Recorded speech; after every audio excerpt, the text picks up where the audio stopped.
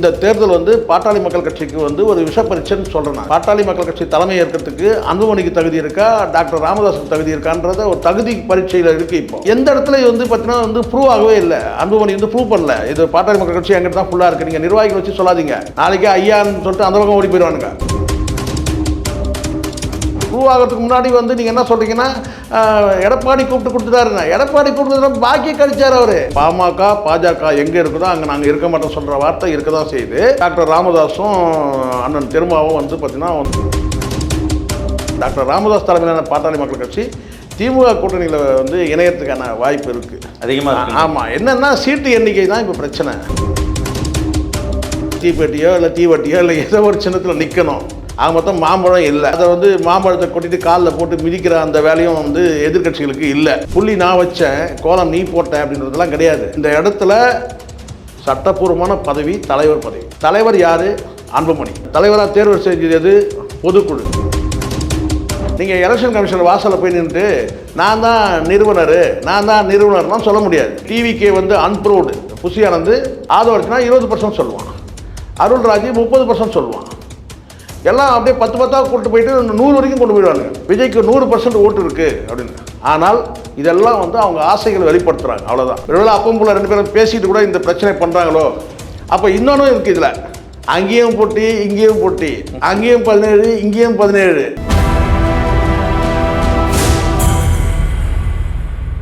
நியூஸ்மேட் நேயர்களுக்கு வணக்கம். இன்றைய நேர்காணலில் நம்மோடு இணைந்திருக்கிறார் மூத்த ஊடகர் திரு சேகர். சார் வணக்கம். சார் வணக்கம். பாமக பிளவுபட்ட பாமக இன்று அன்புமணி தரப்பு மாம்பழம் இல்லாத பாமக அதை சொல்லுங்கள் முதல்ல. மாம்பழத்தில் கொட்டை இருக்குது சார், பிளக்க முடியும். கொட்டை இல்லாத மாம்பழம் கூட இருக்கலாம் சார், ஆனால் மாம்பழமே இல்லை. மாம்பழத்தில் கொட்டை இருக்கோ இல்லையோ, ஆனால் மாம்பழம் இல்லாத பாமக அப்படி சொல்லுங்கள். அன்புமணி இன்னைக்கு அதிமுக, அதாவது தேசிய ஜனநாயக கூட்டணியில் இணைஞ்சிருக்காரு. இது வழக்கம் போல் எதிர்பார்த்த ஒன்று தான். ஆனால் ஐயா ராமதாஸ் என்ன முடிவெடுப்பார் என்னன்னு தெரியல.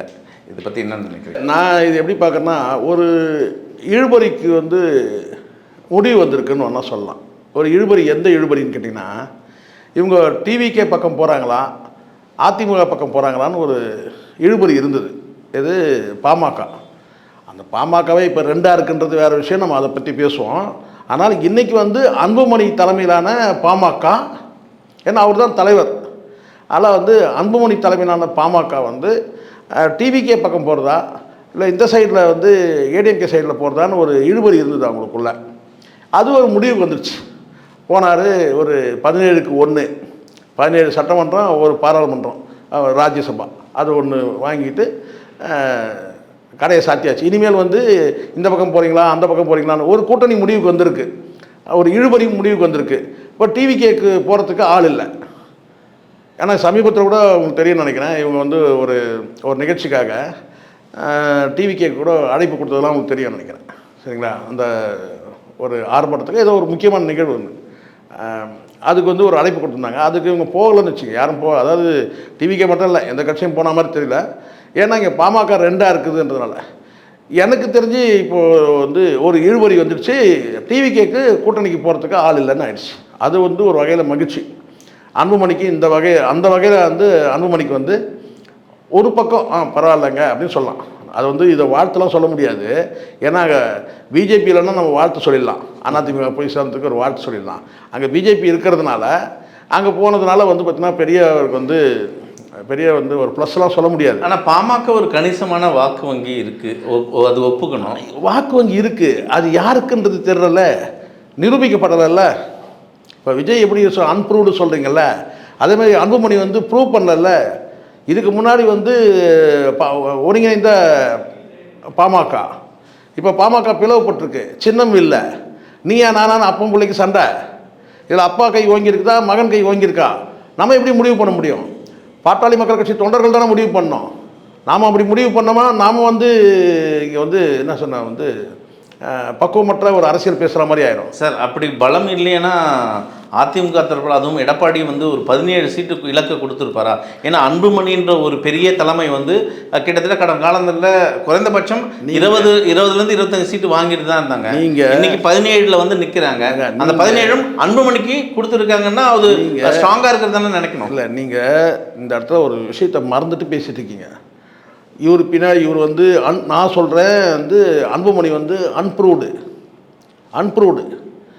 இப்போ வந்து இந்த தேர்தல் வந்து பாட்டாளி மக்கள் கட்சிக்கு வந்து ஒரு விஷப்பரீட்சைன்னு சொல்கிறேன் நான். விஷப்பரீட்சை இல்லை, என்ன சொல்கிறது, அதை தாண்டி ஏதாவது சொல்ல வார்த்தை இருக்கான்னு பாருங்கள். ஏன்னா தகுதி பிரச்சனை. யாருக்கு தகுதி இருக்குது? பாட்டாளி மக்கள் கட்சி தலைமை ஏற்கிறதுக்கு அன்புமணிக்கு தகுதி இருக்கா, டாக்டர் ராமதாஸுக்கு தகுதி இருக்கான்றத ஒரு தகுதி பரீட்சையில் இருக்குது. இப்போ அப்படி இருக்கும்போது எந்த இடத்துல வந்து பார்த்தீங்கன்னா வந்து ப்ரூவ் ஆகவே இல்லை. அன்புமணி வந்து ப்ரூவ் பண்ணல. இது பாட்டாளி மக்கள் கட்சி எங்கிட்ட தான் ஃபுல்லாக இருக்குது. நீங்கள் நிர்வாகிகள் வச்சு சொல்லாதீங்க. நிர்வாகிகள் வந்து காக்கா கூட்டம் போல் நாளைக்கே ஐயான்னு சொல்லிட்டு அந்த பக்கம் ஓடி போயிடுவானுங்க. வாக்களிக்கிற மக்கள், அந்த பாட்டாளி மக்கள் கட்சியோட தொண்டர்கள், இன்னும் கொஞ்சம் ஆழமாக நீங்கள் கேட்டிங்கன்னா அந்த வன்னியர் சமூகம் யாருக்கு பின்னாடி இருக்குது? டாக்டர் ராமதாஸ் பின்னாடி இருக்குதா, அன்புமணி பின்னாடி இருக்கா? அது ப்ரூவ் ஆகவே இல்லை. இன்னும் ப்ரூவ் ஆகிறதுக்கு முன்னாடி வந்து நீங்கள் என்ன சொல்கிறீங்கன்னா எடப்பாடி கூப்பிட்டு கொடுத்துட்டாருங்க. எடப்பாடி கூப்பிட்டு பாக்கி கழிச்சார் அவர். என்ன ஒரு அமௌண்ட்டு பாக்கி இருக்காங்க. இப்போ நல்லா ஒன்று புரிஞ்சுங்க. இப்படி எடுத்துங்க, ஒரு உதாரணம் தான் நான் சொல்கிறேன். இப்போ எடப்பாடி வந்து டாக்டர் ராமதாஸ் தலைமையில் இருக்கிற அந்த பாமகவுக்கு வந்து போய் வந்து கூட்டணி பேசுகிறோம் வச்சுங்களேன். அங்கே புதுசாக அமௌண்ட்டு கொடுக்கணும். உண்மை இது. புதுசாக தொகையை தரணும். இது யாரும் வெளிப்படையாக பேச, நான் சொல்கிறேன். புதுசாக தொகையை தரணும். எதுக்கும் நினச்சிடாதீங்க, தேர்தல் செலவுக்கு தான் இது. அப்படி சொல்லுங்கள். கன்வென்ஸ் இது போக்குவரத்து செலவுகள், சோரோட்டு செலவுகள், தேர்தல் செலவு ரைட்டு. ஆனால் அது வந்து இங்கே தர தேவையில்லை. ஏற்கனவே பாக்கி இருக்குது. சும்மா வந்து நான் காதில் நான் கடுக்க நான் போட்டிருக்காங்க. சாதாரண ஆளு கிடையாது அங்கே இருக்கிறவங்க. அதுதான் இப்போ நீங்கள் ஒரு வார்த்தை சொன்னீங்க, ஒரு பழைய கணக்கு இருக்கிறதுக்காக பழைய கணக்குப்படி வந்து இதில் இப்போது அன்புமணி தரப்பில் வந்து பாஜக பக்கம் தான் நின்று சப்போர்ட் பண்ணுற மாதிரி ஒரு காலகட்டத்தில் பேசப்பட்டது. அதாவது பாஜகவுக்கு தான் இணங்கி அவர் போகிறாரு. சரி, அமித்ஷாவோட அழுத்தத்தில் இன்னைக்கு அன்புமணி வந்து இதெல்லாம் முடிவெடுக்கிறாரு அப்படின்ற ஒரு பேச்சு எல்லாம் நம்ம கேட்டிருக்கோம் சமீப காலத்தில். அப்போது என்டிஏ கூட்டணி அப்படின்ற இதில் வந்திருக்காரா, இல்லை இது வந்து அதிமுக கூட்டணி அப்படின்ற ஒரு பார்வையில் போயிருக்காரா? ஒன்று நல்லா ஒரே ரோடு தான், ஆனால் வழி வந்து மாறி வருது. இது வந்து அமித்ஷா சொன்னதை நான் நினைவுபடுத்த விரும்புகிறேன். என்டிஏ கூட்டணி தான், ஆனால் எடப்பாடி தலைமைன்னு சொன்னார். கடந்த சொல்லல அவரு. அதாவது எடப்பாடி தலைமை கூட்டணி தலைவர் வந்து எடப்பாடி, என்டிஏ கூட்டணி தலைவர் வந்து எடப்பாடி. ஆனால் இன்னைக்கு ஊடகங்களாக இருக்கட்டும், ஏன் இந்த அன்புமணியாக இருக்கட்டும், இல்லை அந்த கட்சியில் இருக்கிறவங்களா இருக்கட்டும், எல்லாரும் சொல்லக்கூடிய கேட்டோம்னா அதிமுக கூட்டணி தான் சொல்கிறாங்க. மிகப்பெரிய ஊடக ஜாம்பவன்கள்லாம் கூட என்ன சொன்னாங்கன்னா, என்டிஏ கூட்டணியில் வந்து பாமக இணைந்ததுன்னு சொல்லவே இல்லை. அதிமுக கூட்டணியில் பாமக இணைந்தது. 17 கொண்டு கொடுத்துருக்குறாங்க. இப்படி தான் பேசுகிறாங்க. அதனால தான் நான் சொன்னேன், அதிமுக கூட்டணியில் போய் இணையறதுக்கு காரணமே அந்த பழைய வந்து பாக்கியை வர வச்சுட்டாங்க. ஃப்ரெஷ்ஷாக தர தேவையில்லை. இல்லைன்னா அந்த கேள்வி இருந்துக்கிட்டே இருக்குது. அது 300 500 அன்னைக்கு கொடுத்தோம்ல. இப்போ வா, அந்த பாட்டாளி மக்கள் கட்சி ரெண்டாக உடைஞ்சதுக்கு காரணமே வந்து இந்த போட்டி பிரச்சனை தான். ஆனால் இல்லைன்னு அப்பம் போல 2 பேரும் நடிப்பாங்க. மக்கள் மத்தியில் ஒரு பரவலாக வச்சு அன்புமணி அதிமுக கூட்டணியில் இணைஞ்சிட்டாரு. இப்போ அடுத்தது அப்படியே ஆப்போசிட்டில் இருக்கிற ஐயா ராமதாஸ் அவர்கள் அவ்வளோதான் திமுகவில் போய் போட்டி வாங்குவார். இப்போ புரிஞ்சிச்சுங்களா? திமுகவில் போக இப்போ பார்த்தீங்கன்னா திருமாவன்ற ஒரு ஆளுமை இருக்கு. இல்லை, நான் சொல்கிறேன், என் கணிப்பு சரியாக இருக்குமானால் அண்ணன் வந்து அன்னைக்கு சொன்ன வார்த்தை இருக்கு தான் செய்யுது. இது பாஜக எங்கே இருக்குதோ அங்கே நாங்கள் இருக்க மாட்டோம் சொல்கிற வார்த்தை இருக்க தான் செய்யுது. ஆனாலும் இதுக்கிடையில் வந்து டாக்டர் ராமதாஸும் அண்ணன் திருமாவும் வந்து பார்த்திங்கன்னா வந்து ஒருத்தர் வந்து சில வார்த்தைகள் பிரயோகம் மூலமாக பரஸ்பரம் பேசிக்கிட்டாங்க. அரசியலில் வந்து நண்பனும் கிடையாது, எதிரியும் கிடையாதுன்னு என்ன கலைஞரே சொல்லியிருக்கிறாரு. அதனால் எனக்கு என்னுடைய பார்வையை நான் சொல்கிறேன், பேசி சரியாக வந்துடுவாங்க. ஏன்னா அன்புமணியும் வந்து அண்ணன் திரும்பவும் வந்து கடந்த காலத்தில் சில வார்த்தை சொற்போர்லாம் இருக்குது. ஆனால் டாக்டர் ராமதாஸும் சொற்போர் நடத்தினவர் தான். ஆனால் அது ரொம்ப நீண்ட காலம் வந்து ஆயிடுச்சு. அதான் மறதின்னு ஒன்று இருக்குல்ல, அதில் மக்களும் மறந்துருப்பாங்க. இப்போ வந்து பாட்டாளி மக்கள் கட்சி, அதாவது டாக்டர் ராமதாஸ் தலைமையிலான பாட்டாளி மக்கள் கட்சி திமுக கூட்டணியில் வந்து இணையத்துக்கான வாய்ப்பு இருக்குது அதிகமாக. ஆமாம், என்னென்னா சீட்டு எண்ணிக்கை தான் இப்போ பிரச்சனை. அங்கே எவ்வளோ தான் இருக்குது கொடுக்கறதுக்கு. அப்போது இப்போ ஏன்னா அங்கே போனால் தான் அதில் ஒரு சிக்கல் இருக்குது. என்னன்னு கேட்டிங்கன்னா, இந்த 17 இவர் வாங்கினார் இல்லையா 17, அந்த 17 வந்து அங்கே போய் பொட்டி மட்டும் பிரச்சனை இல்லை, இந்த 17க்கு ஈக்குவலாக திமுக கூட்டணியிலே 17 கொடுக்கணும். இது எப்படி நீங்கள் சொல்லுங்கள்? சாத்தியம் கம்மி தான், சாத்தியம் குறைவு. ஆனால் ஏதாவது பேச்சுவார்த்தைகள் நடத்துவாங்க. இப்போ ஒருவேளை பாமக பொறுத்தவரை அந்த சின்னம் தான் பிரச்சனையாக இருக்குது. சின்னம் யார் பக்கம், அன்புமணி பக்கமா ராமதாஸ் பக்கமா இப்படின்ற ஒரு கேள்வி இருக்குது. ஒருவேளை அன்புமணிக்கு சின்னம் கிடைக்கலன்னா இரட்டையில் போட்டிட்டு இல்லை, நான் நினைக்கிறேன் வந்து கொஞ்சம் அரசியல் சாதுரியம் இருந்ததுன்னா எப்படியும் இந்த தேர்தலில் வந்து இவங்களுக்கு அங்கீகாரம் கிடைக்குமான்றது சந்தேகம் தான். ஆனால் 2 பிளவுபட்டிருக்கு, சரிங்களா? எப்படினாலும் வந்து மாம்பழ சின்னம்ன்றது வந்து இந்த தேர்தலுக்கு பிறகு அங்கீகாரம் பெற்ற பிறகு வந்து இவங்களுக்கு வந்து மாம்பழ சின்னம் மீண்டும் கிடைக்கிறது வாய்ப்பு இருக்குது. இந்த முறை வந்து சுயேட்சை சின்னம் தான் வழங்கப்படும், அப்படி தான் இருக்குது.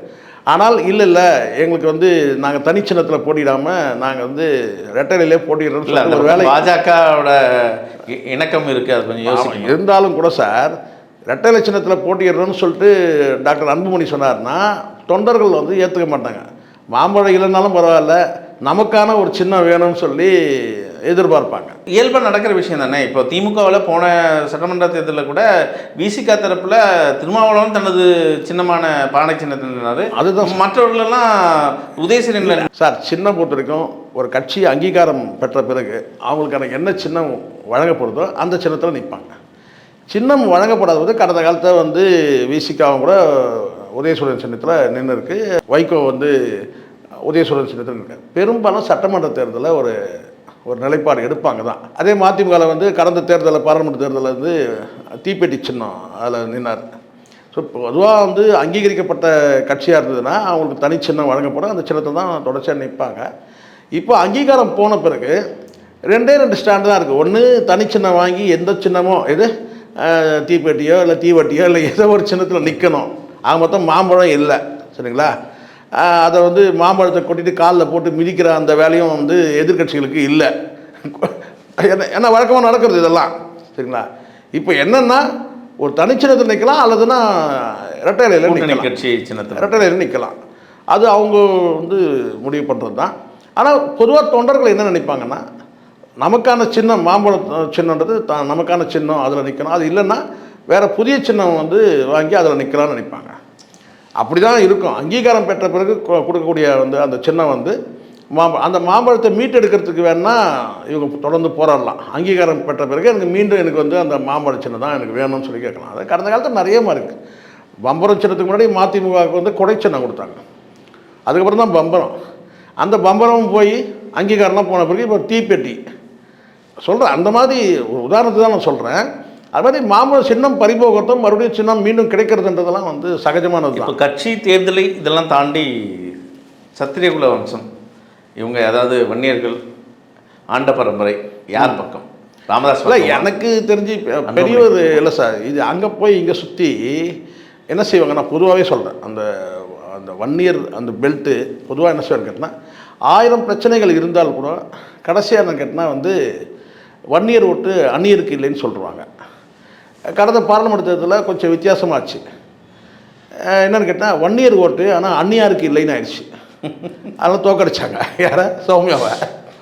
இப்போ என்ன ஆகுதுன்னு கேட்டிங்கன்னா, இந்த தேர்தலில் நீங்கள் சொல்லலாம் கேடர்ஸ்லாம் எங்ககிட்ட இருக்கிறாங்க, பாட்டாளி மக்கள் கட்சியே எங்ககிட்ட தான் இருக்குது அப்படிலாம் நீங்கள் சொல்லலாம். நீங்கள் என்ன சொன்னாலும் கூட டாக்டர் ராமதாஸ்க்கு வந்து அந்த மக்கள் வந்து, ஏன்னா கொஞ்ச நாள் முன்னாடி உங்களுக்கு தெரியல, ஒரே அழிச்சாட்டியம் பண்ணி இந்த கூட்டத்தில் அந்த அம்மா கூட அவங்க மகள் கூட பேசுனாங்க பாருங்கள். நீங்கள்லாம் யாருடா அப்படின்னு சொல்லி கேட்குறாங்க.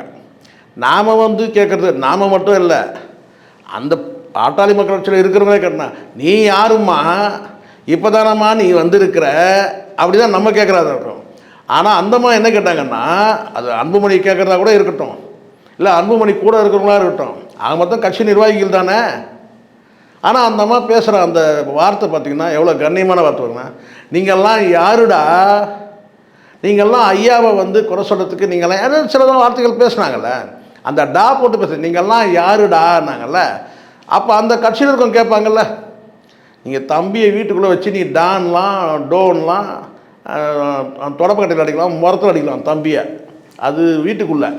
ஒரு அரசியல் கட்சி தலைவராகிட்ட பிறகு பாட்டாளி மக்கள் கட்சி தலைவருக்கு இன்றைக்கி வந்து சட்டப்பூர்வமான தலைவர் யாருன்னு கேட்டால் அது அன்புமணி தான். ஆனால் நீங்கள் ஒரு பொது மேடையில் வந்து நின்று டாக்டர் ஐயாவுக்கு எதிராக நீங்கள்லாம் பேசுகிற நீங்கள்லாம் யாருடா அப்படின்னு பேசுகிறதுலாம் அவ்வளோ சரியான வார்த்தை கிடையாது. அப்போ பதிலுக்கு இவங்க கேட்டால் இத்தனை நாள் நீ எங்கம்மா இருந்த, நீ யாரும்மா அப்படின்னு கேட்பாங்கள்ல. இதில் ஒரு விஷயத்தை நம்ம பார்க்கணும். ராமதாஸ் ஐயா அவர்கள் பாமகவோட நிறுவனர். இவ்வளோ நாள் கட்சியை கட்டுப்பாடோடு காப்பாற்றி இந்த இடத்துக்கு வந்திருக்காரு. வயது வர முதிர்ப்பு வந்துடுச்சு. இது கடைசி தேர்தலாக இருக்கிற அந்த பார்வை மக்களிடையே இருக்கும் இல்லையா? இது நம்ம ஐயாவை நம்ம பார்க்கணும் அப்படின்ற பார்வையில் அந்த ஓட்டு போகும் சார். இங்கே ஒரு அரசியல் கட்சியை நீங்கள் சட்டப்பூர்வமாக பதிவு பண்ணி நீங்கள் நடத்துகிறீங்கன்னு சொன்னால் அந்த சட்டத்தை நம்ம மதிக்கணும். முதல்ல அது தெரிஞ்சுக்கணும். நீங்கள் முதல்ல வந்து சட்டத்தை மதிங்க. ஏன்னா அந்த ஒரு அரசியல் கட்சி வந்து சட்டப்பூர்வமாக நீங்கள் பதிவு பண்ணுறீங்கன்னா நீங்கள் நிறுவனராக இருங்க, இல்லை நீங்கள் வேறு என்ன வேணால் இருங்க. எலெக்ஷன் கமிஷனில் ஒரு குறிப்பிட்ட பதவிகள் இருக்கும்.